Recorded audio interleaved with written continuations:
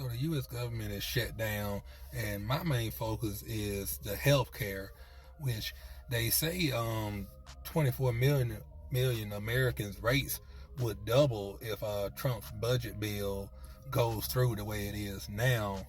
Now the prices were lowered at the beginning of the pandemic, and Republicans claim that we can't afford that anymore.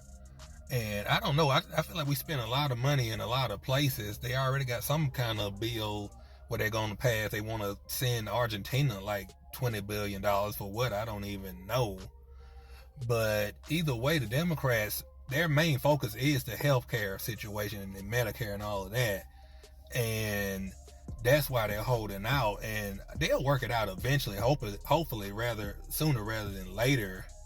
But it's a big deal because I don't care if it's starting the pandemic or not. I done got used to it now, and I use it, and my wife, she uses it. She needs it more than I do.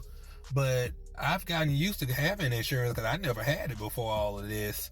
And, I had to kind of just doctor on myself, which I still kind of do now, where I just kind of have to figure stuff out on my own, because even with the healthcare being basically free, because I don't really pay too much or nothing, it's still like if you go to certain doctors, they still will charge for that, like a copay fee or whatever. And some of that stuff I just can't afford. Like, I was supposed to go to like a neurologist thing because of my headaches that I get sometimes, and I just didn't go because I just couldn't pay all that stuff.